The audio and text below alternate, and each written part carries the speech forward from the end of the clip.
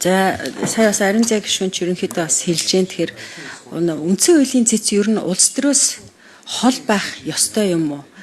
Яг энэ үндсэн хуулийн цэцийн тухай хуульд бол улс төрийн одоо өндөр нарийн мэрэгшилтэй хуульч байх ёстой гэсэн ийм зүйлцаалт байна л та.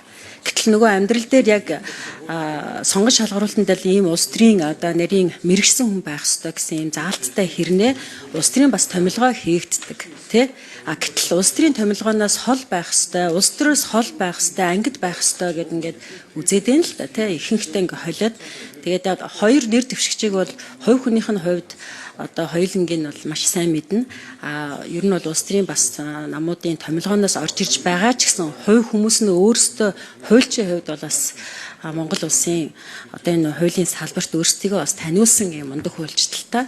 Тэгэхээр яхахгүй бас улс төртэй холбоод байна. Нэг нөгөө л яри те. Тэгэхээр энэ одоо үндсэн хуулийн цэцгийн тухай хууль нэмэлт өөрчлөлт оруулах шаардлагатай юм. Энэ улс төрийн өндөр мэдлэгтэй мэрэгсэн хүмүүс байх ёстой гэж заачаад нөгөө талаасаа улс төрөөс ангид бай гэд ингээд байгаа чи ер нь зөв юм уу? Энэ дээр та хоёр одоо хуульчийн хувьд хариулт өгөөч. За хоёрт нь уул нь бол миний бодлоор бол ер нь маш сайн одоо хуульч эрхцүүч хүмүүс тэнд одоо ард иргэдийн одоо зөвхөн улс төрийн хүрээнийхний асуудлыг шийдэх биш те жирийн иргэдийн одоо энэ үндсэн хуулийн одоо зөрчил болсон энэ маргааныг шийдвэрлэж явах ёстой л гэж ойлгоод байгаа шүү дээ. Тэгэхээр та хоёр энэ дээр ямар байр суурьтай байдгийг магадгүй одоо дэмжигдээд үндсэн хуулийн цэцгийн гишүүнээр ингээд явах юм бол энэ хуулинд бас өөрчлөлт оруулах шаардлагатай гэж үздэг үү? Ийм асуулт байна. Тэгээд тодруулъя. За тийш асуулт асуулаа. Нэр зааж асуусан уу те? Ойлгосон. За эхний танилцуулагч нь танилцуулгын дараалал хариуллаа явчихдаг хөө. За эхлээд Жем орлогийн Зүхбаатар нэр дэвшигч хариулъя. За эрхэм гишүүдийн энэ өдрийн мэндийг хүргэе. Гишүүн Инх Туяагийн асуулт бол зүй ёсоор тавигдж байгаа асуулт л та.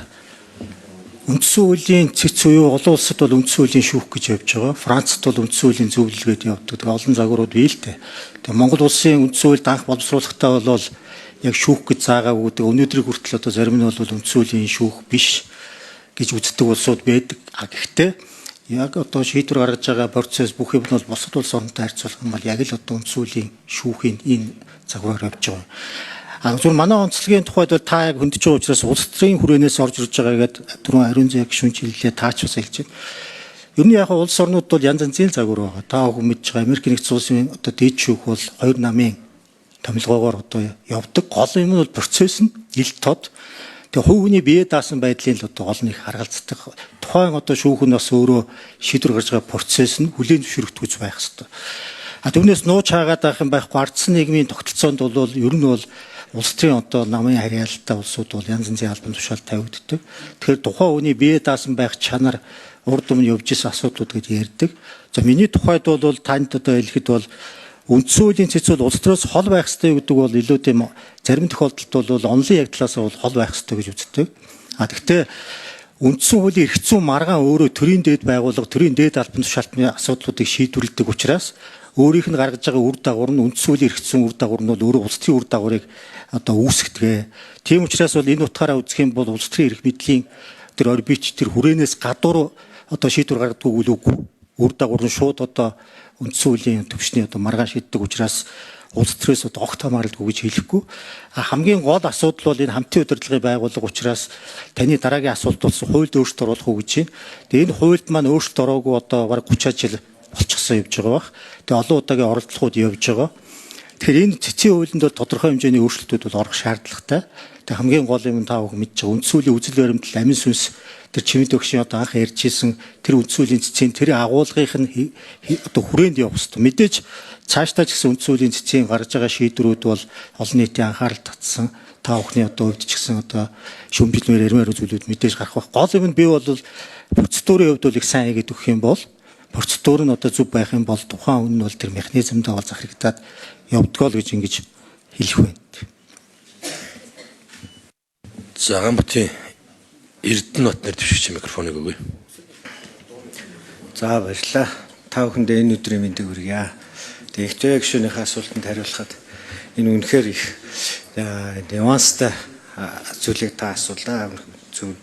Энэ үнэхээр Монгол улсын үндсэн хуулинд заасан үндсэн хуулийн цэцгийн гишүүн тавигддаг улс төр болон хууль зүйн өндөр мэргэжилтэй гэдэг бол зайлшгүй тавигдах ёстой шаардлага мөн гэж боддог. Улс төр гэдэг хүмүүс одоо маргаан хилцүүлэг явдаг энэ процессоос нь болоод их муухай зүйл гэж төсөөлөд байх шиг байна. Гэтэл яг үнэнээ хэлэхэд улс төр гэдэг бол энэ улс орноо хөгжүүлэх бодлогын л тухай ярьж байгаа.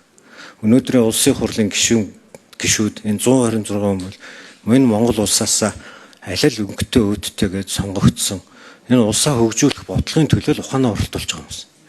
Тэгээд энэ хууль төрийн бодлого өөрөө улс төрийг нь ойлгож өөрөөр хэлбэл ямар бодлогоор хууль гараад ямар зорилго тавьж ямар арга хэрэгслээр энэ улс орныг хөгжүүлэх гээд байгаа юм бэ гэдгийг нь ойлгож мэдэхгүй хүн тухайн бодлого болсон хууль улсын хурлын шийдвэр за тэгээ бусад албан тушаалтны шийдвэр үйл ажиллагаа өөрөө үндсэн хуулийнхаа үзэл санаанд нийцэж гинэ үгүй юу гэдгийг ойлгож шүүх ийм боломжгүй. Тэгэхээр энэ яг одоо сонгодог утгаараа зөв өнцгөөс нь харах юм бол улс төр гэдэг бол тийм бохир заваан зүйл биш. Энд байгаа бүх хүмүүс хоорондоо маргалдаж мэтгэлцэхтэй л янз бүрийн байдлаар төсөөлөгдөд байгаа болохоос биш бүгдээрээ энэ улсаа хөгжүүлэх гэж бодоод байгаа хүмүүс шүү дээ.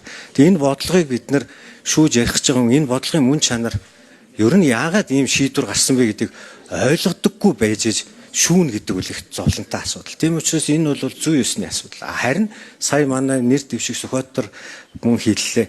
Энэ шийдвэрийг гаргахдаа тухайн үеийн улс төрийн албан тушаалтны эрх мэдэлтэй хүмүүсийн нөлөөлөлд нь автахгүйгээр үндсэн хуулийн үзэл санаа төрийн бодлого хоёроо харьцуулаад шийдвэр гаргах нь бол бас зайлшгүй шаардлага. Тийм учраас энэ хоёр бол хоорондоо айхтар зөрчилдөхгүй байхаа гэж бодож байна.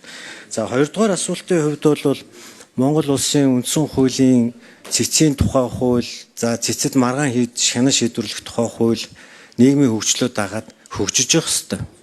Цаашдаа одоо таны ингээд дурдсан иргэдийн үндсэн эрхийн маргаан болон ер нь энэ Монгол улсад үндсэн хуулийн түвшинд нь тунхаглан хамгаалчихсан олон асуудлуудыг үндсэн хуулийн цэц хяналтандаа оруулж ингэж шийдвэрлэхэд бол цаашдаа улсын хурлаас тодорхой шийдвэр гаргаад үндсэн хуулийн цэцэд маргаан шийдвэрлэх тухай хуулинд өөрчлөлт орох нь зүй ёсны асуудал баха гэж бодож байна.